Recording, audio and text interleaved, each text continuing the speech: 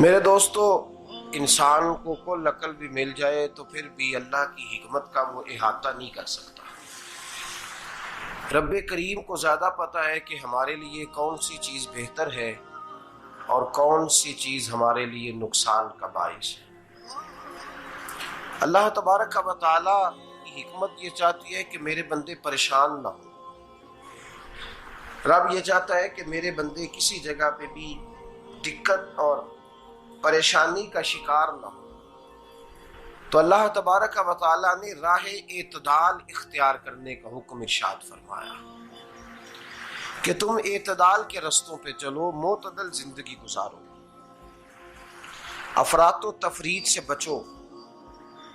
आज जिस माशरे में हम वक्त गुजार रहे हैं, इस माशरे में हम इस बात को समझने से कासिर हैं कि असल हमारा मसला क्या है।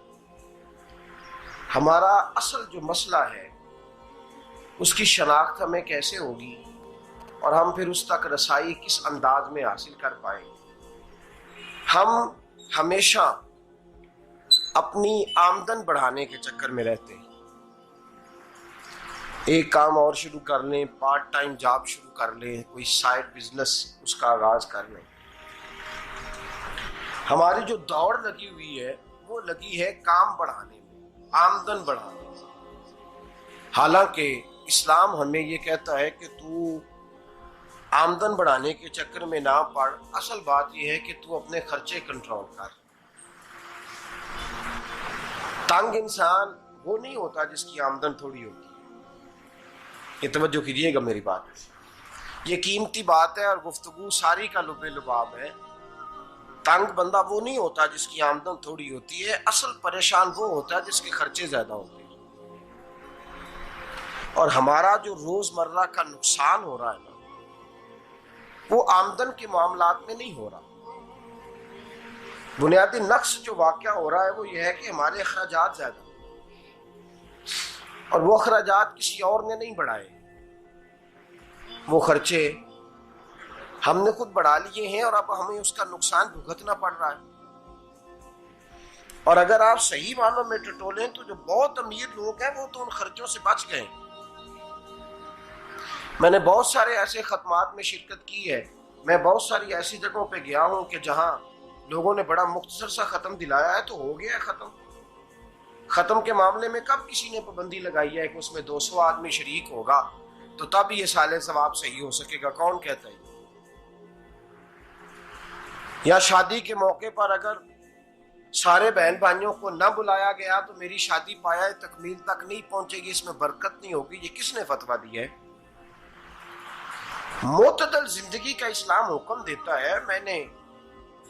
मैं पढ़ रहा था कि एक बहुत बड़ा सदर है, गालबन सूडान के सदर की बात हो रही थी, तो अपने बेटे की बारात लेके गया तो 4 लोग गए हैं बारात, और 15 लोगों का उसने एहतमाम किया अपने घर में खाना खाने का। तो क्या शादी हो गई कि रुक गई? तो भाई राग अलापना इस बात का कि बड़ी परेशानी है, कोई साइड बिजनेस शुरू किया जाए फलान जगह फलान जगह फलान जगह। तो असल मामला ये है कि पहले एक बंदा कमाता है तो फिर भी घर ही चलता है, फिर बड़ा बेटा साथ शामिल होता है तो फिर भी घर ही चलता है, फिर मंझला बेटा शामिल होता है तो फिर भी घर ही चलता है। जो रोना दादाजी रोया करते थे कि बड़ी मुसीबत है, बड़ी मुश्किल है, गाँव में रह अकेले होते थे और वो 5 बच्चों को और 4 बच्चियों को वो पालते थे, तो जो वहां परेशानी थी वही आज परेशानी शहर में आकर पढ़ लिख कर मोटी तनख्वाह लेकर वही परेशानी हमें है। तो मैं जिस नतीजे पे पहुंचा हूं इसको पढ़ के, कुरान मजीद की चंद आयात को देखकर और इस मफहूम की जो हदीसें कुतुब हदीस में पाई जाती हैं और हमारे बुजुर्गों ने हमें जो मिजाज इस हवाले से दिया है, मैं इस नतीजे पे पहुंचा हूं कि मसला आमदन का नहीं, मसला खर्चे का है। हमारे खर्चे बुनियादी तौर पर ज्यादा, और अगर फिर हम ज्यादा बोझ खवातीन पे डालते हैं कि वो मुतालबे ज्यादा करती हैं। और अगर आप मुझसे पूछें तो खवातीन की भी अगर किसी जगह कोई आदत खराब होती है तो उसमें असल किरदार उसका होता है जो वो आदत खराब तो क्यों अपने गले से उतार के आप किसी के गले में बात डालने के चक्कर में हैं? वो खवातीन की तबीयत नहीं ऐसी है। असल बात यह है कि हमने आदत डाली है, हमने ये मिजाज उनको दिया है तो उनका बना है, न कैसे बन सकता। तो एतदाल जब तक जिंदगी में नहीं होता, पानी प्यास बुझाता है लेकिन एक गिलास ही हो तो प्यास बुझाता है, बाल्टी को मुंह को लगाएगा तो कपड़े भिगो देगा उसके।